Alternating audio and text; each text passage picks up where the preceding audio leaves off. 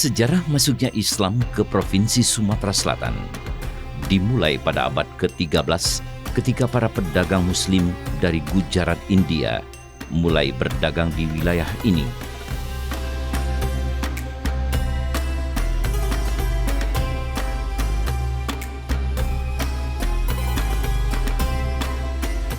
Mereka membawa ajaran Islam dan menyebarkannya di kalangan masyarakat setempat. Selain itu, para ulama Arabia juga turut serta dalam penyebaran agama Islam di Sumatera Selatan.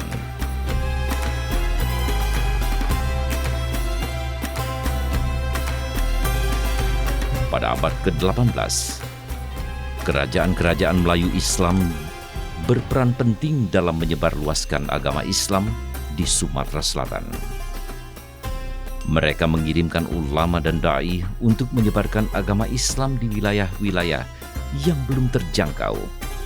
Hal ini membawa dampak positif dalam perkembangan agama Islam di Sumatera Selatan.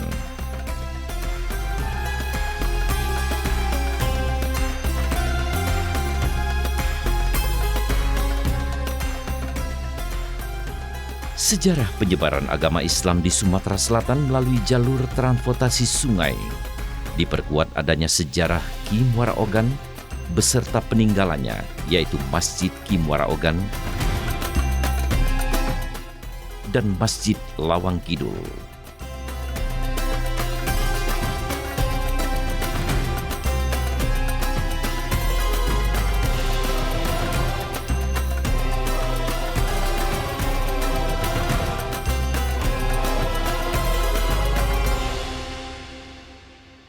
Selain itu, peran Syekh Jalaluddin dalam menyebarkan agama Islam melalui jalur Sungai Lematang juga menjadi sejarah penting dalam peradaban masuknya agama Islam hingga pelosok wilayah Sumatera Selatan.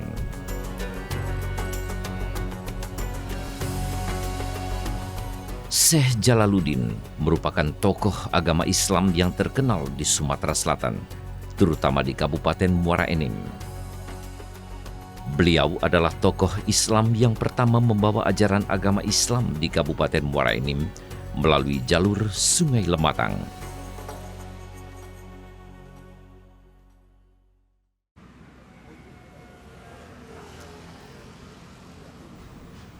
Kegigihan dan perjuangan Syekh Jalaluddin dalam mengajarkan agama Islam sampai saat ini masih menjadi panutan bagi para pengikutnya. Anak saya Jalaluddin kan ada di kitab ini menceritakan ada 3. Pertama Haji Muhammad Idham, yang kedua Haji Muhammad Ishak, yang ketiga Fatimah, yang keempat anak angkat yang bernama Syekh Jalil Cakrabirawa yang ditemukan di Bue. Kemudian setelah besar dikawinkan dengan Fatimah. Nah, itu yang dari Syekh Jalil dengan Fatimah tadi. Di sebuah kampung kecil di desa Kemayoran, tempat makam peristirahatan terakhir Syekh Jalaluddin, sang ulama besar di kota Muara Enim.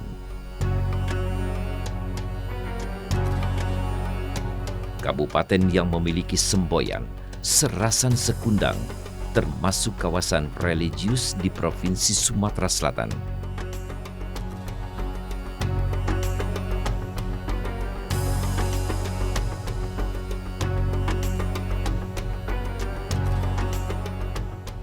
Makam Syekh Jalaluddin, keberadaannya masih cukup terawat, namun masih ada beberapa hal yang harus dilakukan pembenahan.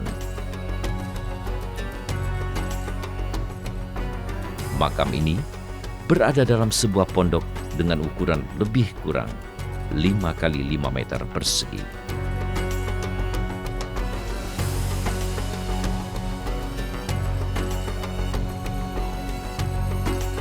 Tak jauh dari makam tersebut terdapat masjid yang merupakan peninggalan Syekh Jalaluddin yang sampai saat ini masih digunakan oleh para peziarah untuk melakukan sholat ketika berziarah.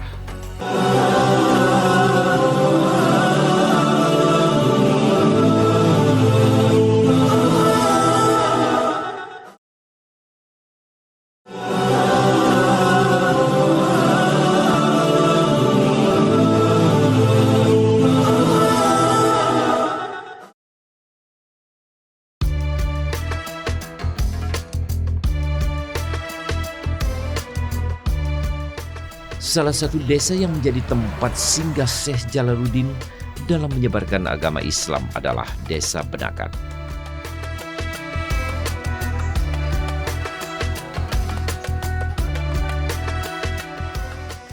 Di Desa Benakat banyak terdapat murid Syekh Jalaluddin, salah satunya Muhammad Adam, merajo santri.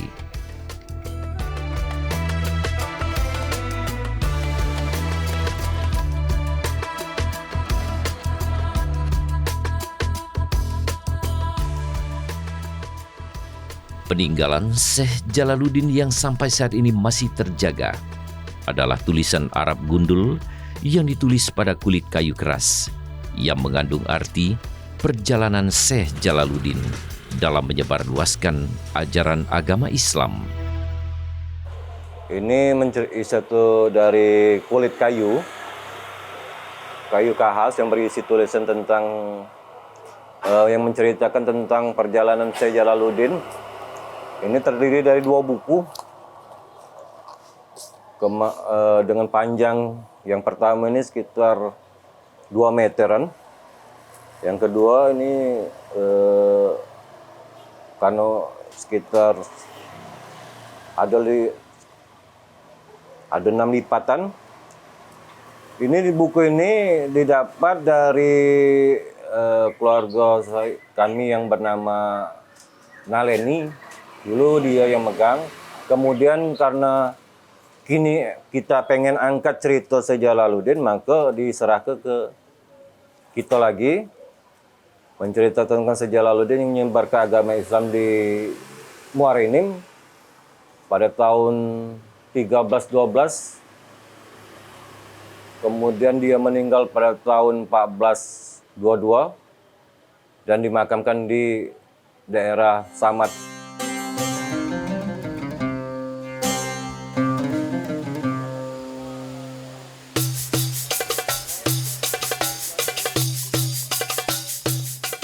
Muhammad Adam merajo santri adalah murid yang dipercaya Syekh Jalaluddin untuk mengajarkan ajaran agama Islam di Desa Benakat. Makam Muhammad Adam merajo santri terletak di Desa Benakat dan setiap hari besar agama Islam selalu ramai didatangi para peziarah, baik warga Desa Benakat maupun dari luar Desa Benakat. Datanglah seorang ulama dari Jawa menyebarkan agama Islam. Beliau bernama Muhammad Adam merajo santri. Beliau 3 kakak beradik dan ini adalah merajo santri. Ada merajo bungo, merajo besi dan lagi lain sebagainya. Saya kurang paham, tapi yang ini adalah merajo santri gitu. Kita sebelum dia datang kita sudah Islam, sudah diislamkan oleh Kamaluddin begitu, Pak. Nah, mengambil dari Kute Nakat inilah sampai sekarang nama marga kami sekarang sudah menjadi kecamatan, diberi nama Benakat.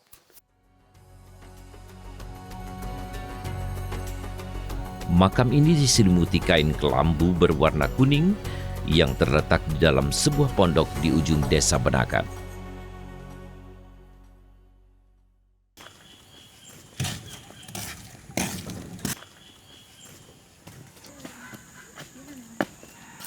Diperlukan perhatian khusus dari pemerintah setempat agar makam ini bisa dijadikan wisata religi sebagai tempat belajar sejarah perkembangan Islam bagi generasi muda, khususnya warga Desa Benakat. Marilah kita membaca Al-Fatihah kepada Puyang Merajo Santri.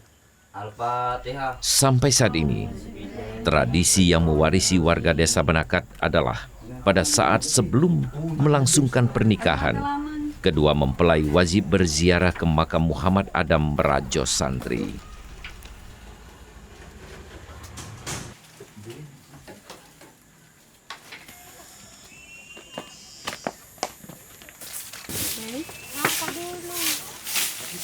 Makam Muhammad Adam merajo santri tak berbeda jauh dengan makam Syekh Jalaluddin, yaitu cukup bersih dan terawat.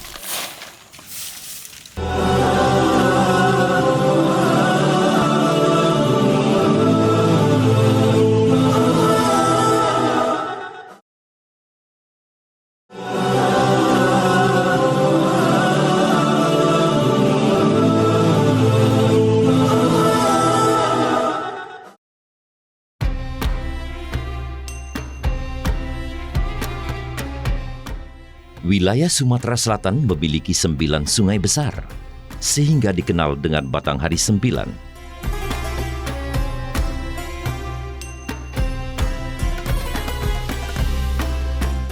Sungai-sungai tersebut menjadi urat nadi kehidupan masyarakat dan juga sebagai transportasi perdagangan, termasuk penyebaran agama Islam di daerah pelosok.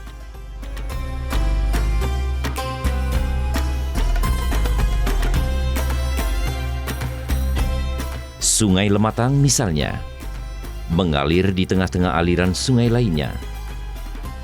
Sungai Lematang berhulu di dataran tinggi Pasemah. Kemudian alirannya bertemu dengan Sungai Enim, terus melewati Tanah Abang, dan bermuara di Sungai Musi. Sungai ini menjadi saksi bisu perjalanan Syekh Jalaluddin dalam menyebarkan agama Islam di wilayah Desa Benakat.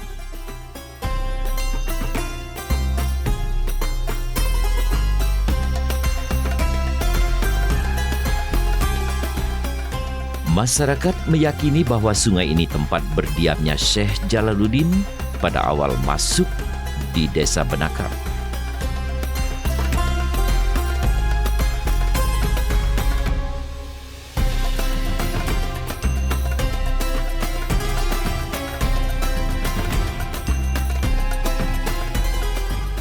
Di Desa Benakat terdapat langgar yang dibangun oleh Muhammad Adam Merajo Santri yang sampai saat ini masih terjaga dengan baik dan selalu digunakan oleh masyarakat untuk beribadah.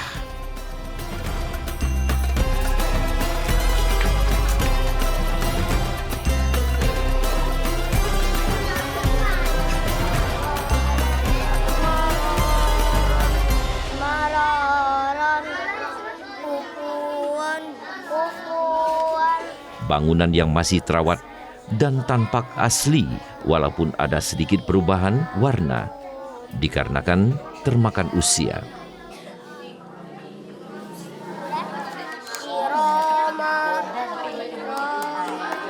Jadi pelajari yang ini, untuk yang ini, untuk yang ini. Pelajari, kalau kita lah baca yang ini pasti baca kita bacanya. Aduh, jangan Keberadaan langgar di pinggir Sungai Lematang yang menandakan bahwa pertama kali ajaran Islam masuk ke Desa Benakat melalui jalur sungai.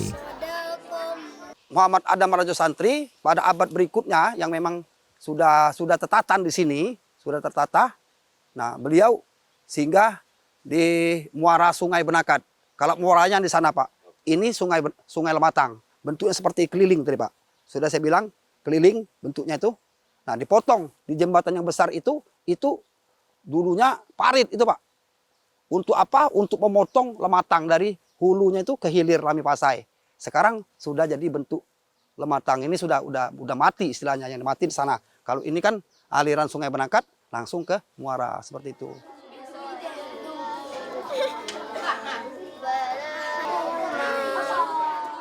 Agama Islam di Desa Benakat pesat berkembang. Hal ini terbukti dengan adanya generasi-generasi penerus yang terus belajar mendalami agama Islam dengan berbagai cara, di antaranya tadarus Al-Quran. Kultur ataupun adat kebiasaan masyarakat Kecamatan Benakat ini masih ada. Salah satunya ketika menyambut bulan tahun baru Islam, 1 Muharram, mereka pada anak mudanya ada yang mengadakan pawai. Dan itu masih terus berlanjut sampai sekarang. Kemudian ada lagi salah satunya ketika panen ataupun memasuki musim buah. Mereka mengadakan namanya sedekah buah. Adanya rumah ibadah sebagai warisan Islam masih dipertahankan hingga mampu mewujudkan kesempurnaan Islam yang menyatu di dalam jiwa. Sebagai pemuda Kecamatan Benakat ini mengajak para yang lain itu untuk mengenali agama Islam melalui menciptakan remaja-remaja masjid, terus mengembangkan itu. Kita tidak juga kadang-kadang fokus ke di divisualisasi atau ditari atau di apa, kadang-kadang kita melalui seni. Namun seni ini tidak bertentangan dengan agama Islam, dikarenakan agama, ketika berbicara agama, dia bersentuhan dengan budaya. Nah, ketika budaya dan agama ini keterkaitannya, maka yang paling penting itu pemuda untuk menciptakan bagaimana generasi-generasi penerus itu supaya maju. Nah, di sini peran pemuda sampai saat ini untuk mengembangkan agama atau peninggalan-peninggalan para leluhur dulu, kita masih antusias khusus di Benakat ini, umumnya di Benakat dan Desa Padang Bindu.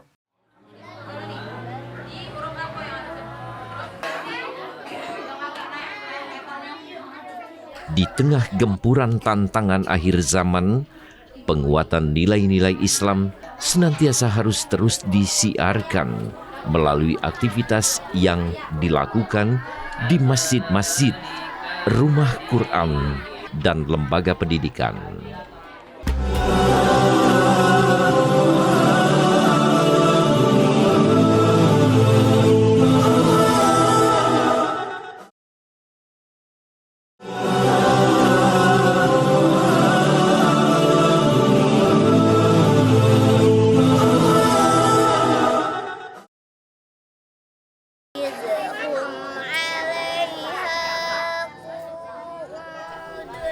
Hadirnya agama Islam di Desa Benakat, khususnya di Kecamatan Benakat, Kabupaten Muara Enim, tentu tidak terlepas dari jasa Syekh Jalaluddin dan pengikutnya.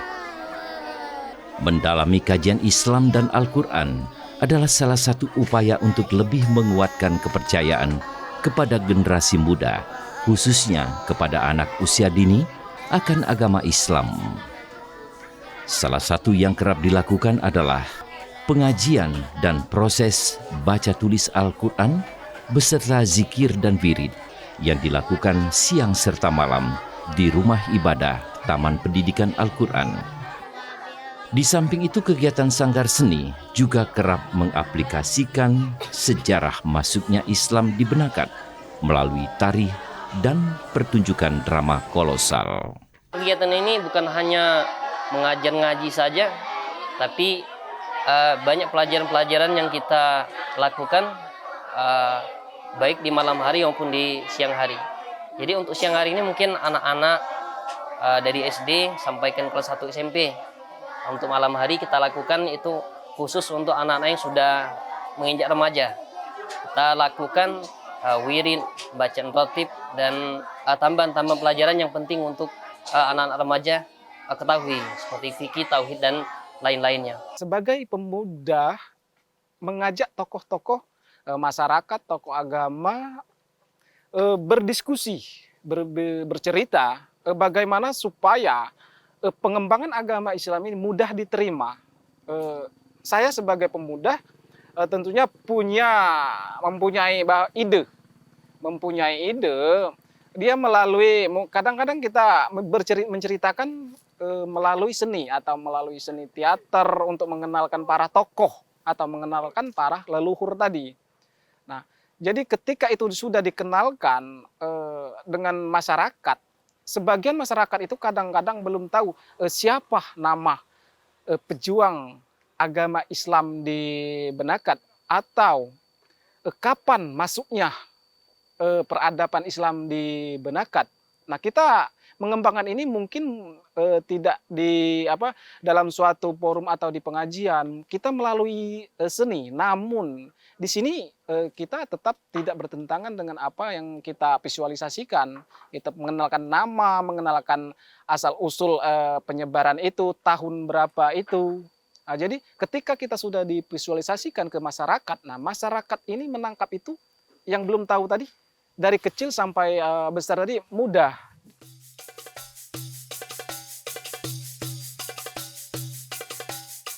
Kabupaten Muara Enim adalah salah satu kabupaten yang ada di Provinsi Sumatera Selatan.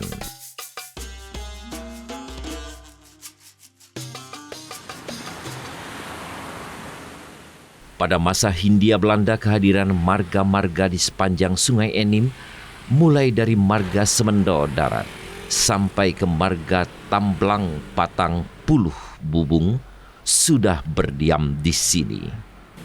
Marga-marga sepanjang Sungai Lematang digabung menjadi satu, yaitu wilayah administratif.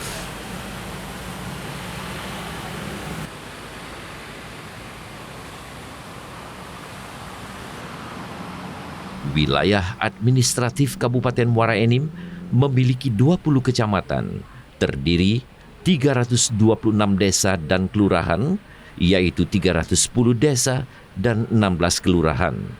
Ibu kotanya terletak di Kecamatan Muara Enim.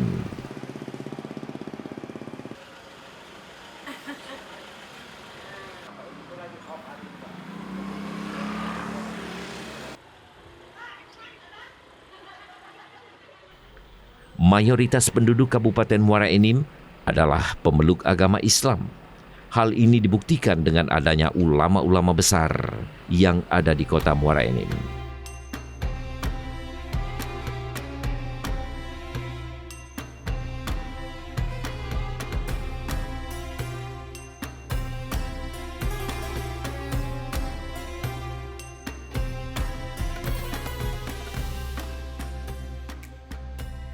Secara geologis, posisi Kabupaten Muara Enim terletak antara 4 derajat sampai 6 derajat lintang selatan dan 104 derajat sampai 106 derajat bujur timur.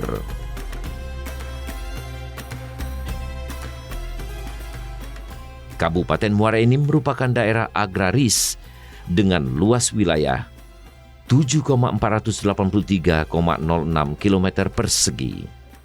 Seperti kabupaten lain di Sumatera Selatan, meski penganut agama adalah agama Islam, namun kerukunan antar umat beragama di Kabupaten Muara Enim ini sangat terjaga dengan baik.